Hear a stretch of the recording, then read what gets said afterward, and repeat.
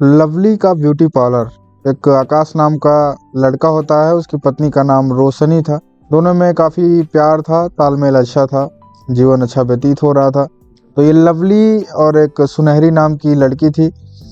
दोनों मिलकर एक ब्यूटी पार्लर ओपन की थी। ब्यूटी पार्लर का नाम था लवली ब्यूटी पार्लर। वहाँ पर मर्दों को बुरके में बुलाकर मसाज पार्लर का धंधा करते थे। तो ऐसे ही उनका जो है कारोबार तरक्की की ओर जा रहा था। एक दिन जो है इस मसाज पार्लर पे जो है आकाश की नज़र पड़ती है कि एक ऐसा ब्यूटी पार्लर है, यहाँ पर काफ़ी सारे मर्द आते हैं। वो भी साफ हेडिंग में लिखा गया है कि मर्दों को बुरके में आना ज़रूरी है। तो आकाश भी कुछ यूं ही मज़ा लेने चला जाता है। वह सोचता है कि चल के देखा जाए क्या होता है, आज मैं भी चलता हूँ मसाज पार्लर बुरके में। तो जैसे ही वह अंदर जाता है, वहाँ एक लवली नाम की लड़की होती है जिसका ब्यूटी पार्लर था। आकाश को बोलती है, सर मैं आपकी किस प्रकार सहायता कर सकती हूँ।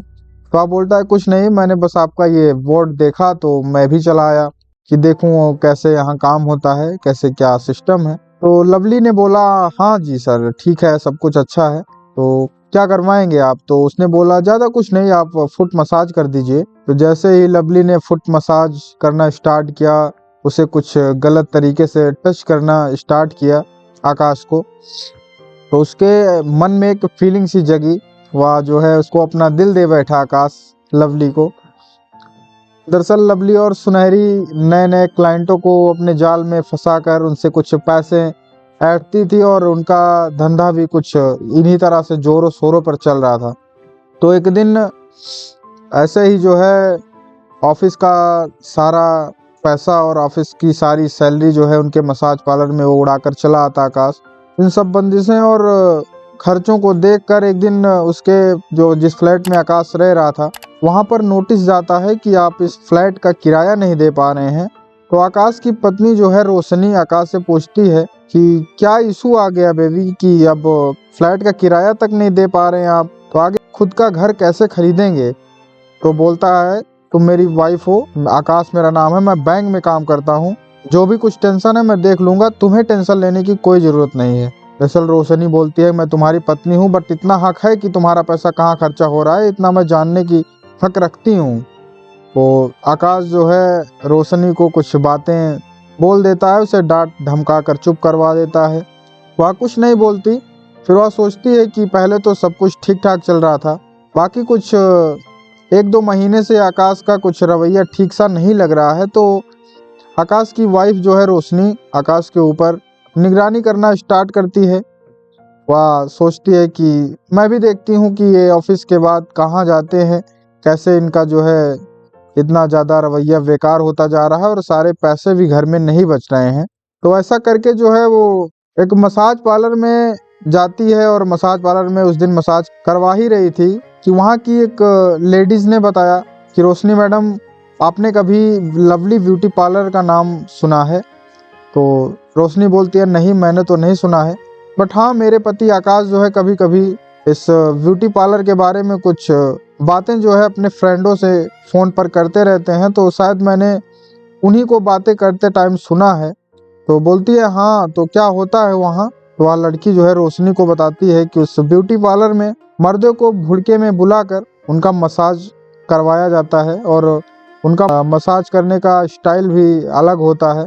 तभी सारे मर्द वहाँ लोभ जाते हैं और लालच हिंसा की आड़ में उस मसाज पार्लर के अंदर जाते हैं और अपना सारी सैलरी और सारा पैसा वहाँ लुटा कर चले आते हैं।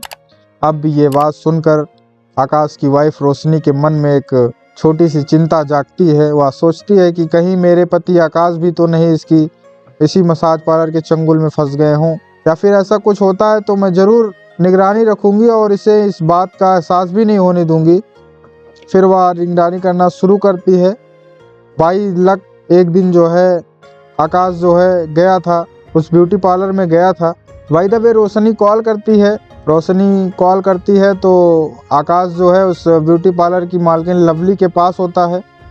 तो लवली आकाश का फ़ोन छीन कर जो है बिस्तर पर रख देती है कि बेबी, अब तुम्हें किसी से नहीं बात करनी, जो भी कुछ होगा बाद में देखा जाएगा, अब आप मेरे पास आए हैं तो पहले मुझे सेवा का मौका दीजिए। तो ये बात सुनकर जो है दरअसल वो कॉल चल ही रहा था, कॉल रिसीव हो गया था और लवली और आकाश को नहीं पता था कि कॉल रिसीव हो चुका है।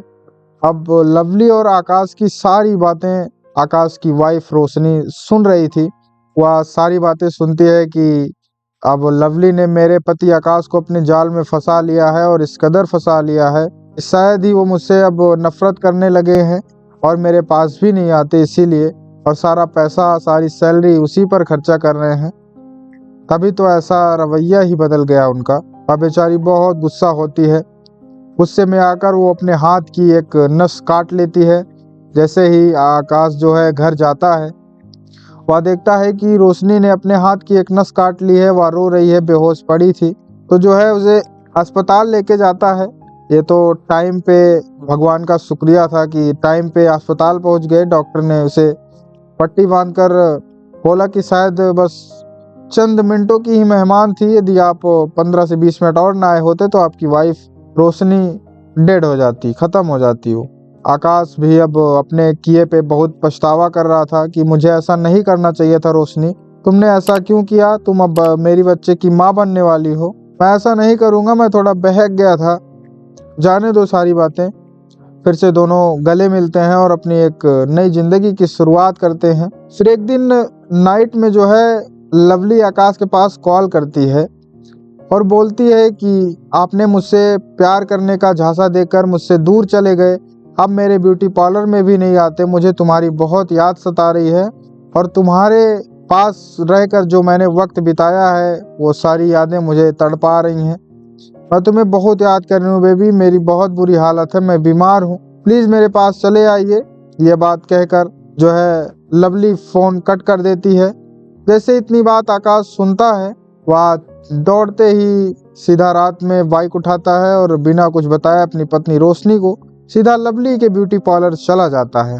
ब्यूटी पार्लर जाते ही वहाँ लवली और उसकी बहन सुनहरी दोनों ने एक प्लान बनाया था। जैसे ही आकाश उनके ब्यूटी पार्लर पहुंचता है, वो दोनों उसके सिर पर वार कर देती हैं। ऐसे ही कुछ वजनदार चीज से वार करती हैं कि वो बेहोश हो जाता है और उसे फिर बांध कर उससे करीब 50 लाख रुपए की फिरौती की मांग करती हैं और बोलती हैं कि अगर तुम ये फिरौती की रकम नहीं दोगे तो तुम्हारा कुछ प्राइवेट वीडियो मेरे पास है, मैं वो वायरल कर दूंगी और पुलिस के पास जाकर बोलूंगी कि इसने मेरे साथ गंदी हरकतें की है, जोर जबरदस्ती की है, तो तुम्हारी जिंदगी बर्बाद कर दूंगी। अब यह सब बात सुनकर जो है वो बड़ा चिंतित हुआ। उसने सोचा कि इसने फ़ोन पर क्या बात की थी, मेरे से बोल रही थी, बीमारी का बहाना देकर मुझको किसी तरह अपने पास बुलाया और अब ये हरकतें कर रही हैं। तो रोशनी को उसी रात में पता चलता है कि मेरे पति बाहर गए हैं कहीं, तो वह किसी न किसी से ढूंढती है कि आकाश कहाँ गए। वो अपने रिश्तेदारों के पास भी कॉल करती है, उसके ऑफिस में करती है, उसका कहीं नहीं पता चलता। बट रोशनी ने बहादुरी दिखाई और अकेले ही खुद बाहर ढूंढने के लिए आकाश की फ़ोटो अपने मोबाइल में दिखाकर सबसे पूछती कि इनको आपने कहीं देखा है। फिर वह पुलिस के पास पहुंचती और उस मसाज पार्लर के नाम, जो मसाज पार्लर था लवली ब्यूटी पार्लर, वहाँ उस मसाज पार्लर में कुछ लेडीज कांस्टेबल को लेकर पहुंचती है जो कि वर्दी में नहीं होती, और वहाँ मसाज करवाने के बहाने पहुंचती है और फिर वहाँ देखती है कि उसके पति को एक बंद कमरे में बेहोशी की हालत में उसका मुंह जो है, उसका हाथ पैर बांध कर लिटाया गया है। फिर वह बात जो है फ़ोन करके पुलिस वालों को बताती है। फिर तुरंत ही वो जो लेडी कांस्टेबल वहाँ गई थी आकर उन सुनहरी और लवली को, जो कि उस लवली ब्यूटी पार्लर की ऑनर थी, उन दोनों को गिरफ्तार करती है पुलिस, और दोनों को कानून के अकॉर्डिंग सज़ा दिलाती है। कहानी यहीं पर समाप्त होती है।